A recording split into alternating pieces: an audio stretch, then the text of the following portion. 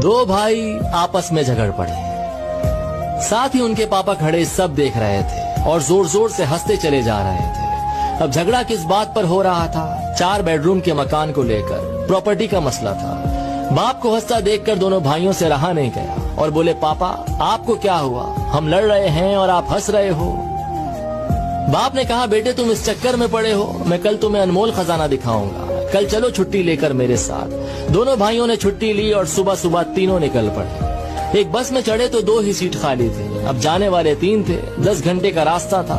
कभी एक भाई पापा के साथ बैठ जाता, दूसरा खड़ा हो जाता, तो कभी दूसरा बैठ जाता, पहला वाला खड़ा हो जाता, और इसी तरह सारे रास्ते एडजस्ट करते हुए चले गए।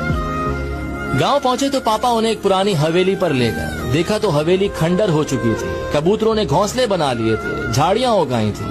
ये देखकर पापा इमोशनल हो गए, रोते चले जा रहे थे और उनसे कहते चले जा रहे थे, देख रहे हो हवेली, इस हवेली में तुम्हारा बचपन बीता है। इस हवेली के लिए मैंने अपने बड़े भाई से लड़ाई लड़ी, एक दूसरे को मरने मारने पर उतर आए थे, जैसे कल तुम लड़ रहे थे।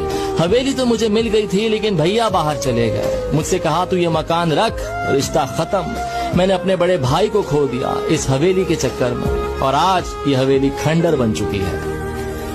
तुम दोनों इसी तरह लड़ते रहे तो मकान तो खंडर हो जाएगा, लेकिन रिश्ते हमेशा के लिए खत्म हो जाएंगे। जिस बस की सीट पर बैठकर आए हो, क्या वो जिंदगी भर के लिए तुम्हारी हो सकती है? तो बेटों ने कहा, नहीं, क्या बात कर रहे हैं, बस में तो सवारी बदलती रहती है। तो बाप ने कहा, बस यही लाइफ है, सवारी बदलती रहेगी। जो चीज थोड़ी सी देर के लिए मिली है, उसके लिए झगड़ना बंद करो।